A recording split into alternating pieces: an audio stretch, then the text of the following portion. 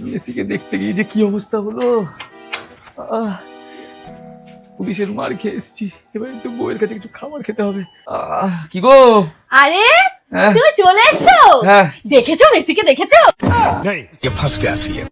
আরে বলো, তুমি বলো 12,000 টাকা টিকিট কেটে আমার সাথে ঝগড়া করে গেলে, দেখা হয়েছে তো মেসির সাথে? চল ঝুটা। হ্যাঁ হয়েছে হয়েছে। কেমন দেখে বসো, একটু গল্প বলো শুনি। গল্প মেসির সাথে দেখা করার? হ্যাঁ হ্যাঁ। দেখো প্রথমে আমরা গেছি, ইউটিউবার আমি একজন, সেই হিসাবে গেছি। যাওয়ার পরে রেড কার্পেটে ডান্ডি গান সেই দুজনে আর হাঁটা কিন্তু এরকম আমরা হাঁটছি না, এরকম এরকম ফুটবলার তো এরকম ভাবে হাঁটতে ঢুকছি। সেই আলাদা করে জায়গা করে দিয়েছে আমাদের। আরে বাবা, স্পেশাল ট্রিটমেন্ট তার মানে? স্পেশাল মানে প্রচন্ড স্পেশাল। মেসির সাথে ভালো করে কথা হয়েছে? কথা হ্যান্ডশেক করেছে, বলছে যে তোমার ভিডিও আমি দেখেছি, তুমি অরিজিৎ না? তোমার ভিডিও দেখে?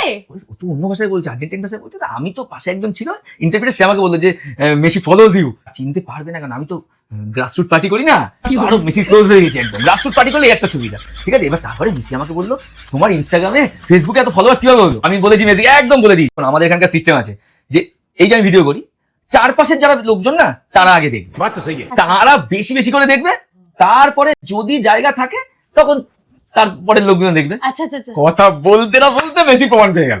মানে কিভাবে এটা? মেসি চারপাশে যারা ছিল শুধু তারাই ছবি তুলতে পেরেছে মেসির সাথে, সারাক্ষণ মেসিকে ধরে এরকম করছে। আমাকে আবার খেলাও শেখালো, আমাকে দেখালো কিভাবে ফাঁকা মাঠে গোল দিতে হয়, আমিও শিখে গেলাম। বাবা আচ্ছা আচ্ছা, শোনো না, যারা গোলাপ ফুল পার্টি করে তাদের কি হলো?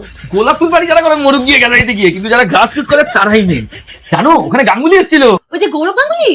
গৌরব না, চিরশ্রী গাঙ্গুলি, ও তো গ্রাস শুটের সাথে যুক্ত আছে তো। আচ্ছা আমি কেন ছবিটা তুলতে পেরেছি বলো? কি করে বলো বলো। সাথে বিশ্বাস ছিল, তুই সমঝা? বিশ্বাসের পুরো আত্মীয় ওখানে ছিল। বিশ্বাস, অবিশ্বাস, অন্ধবিশ্বাস, আত্মবিশ্বাস, যত বিশ্বাসের সবাই মেসির সাথে ছবি তুলেছে, তুমি জানো? আর একটা মজার ব্যাপার শোনো, রাজুদা পকেট পরোটা গেছিল ওখানে, রাজুদা তো মেসিকে পকেট পরোটা খাইয়েছে।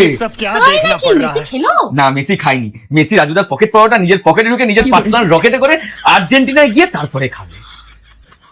এই তোমার গালে এটা কিসের দাগ গো? গালে শালা পুলিশের মারের দাগটা এখনো রয়ে গেছে গালে। এইটা মেসির সাথে আমরা খেলছিলাম, বললাম একসাথে খেলছি, তখন পড়ে গিয়ে মাঠের মধ্যে চোট লেগে গেছে এখানটায়, বুঝলে? বাবা এই চোটেও শান্তি বলে, ঝগড়া করে 12,000 টাকা টিকিট দেখতে গেছো, পুরো জমানো টাকা জমিয়ে মানে সব খরচা করে গেছিলাম, বিশাল ব্যাপার।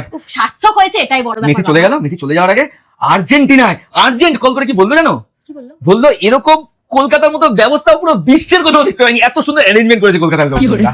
এখানকার মানে গ্রাসরুট আর যারা অ্যারেঞ্জার তারা যে কি করে দিয়েছে, মেসি অবাক, বলছে এই আর্জেন্ট কলটা তুমি আর্জেন্টিনায় ফোন করে না জানাতাম, এই কলকাতা সফরটা অন্য কি সার্থক হতো না। শুনে কত ভালো লাগে বলো, আমাদের কলকাতার নাম কত উজ্জ্বল করলো।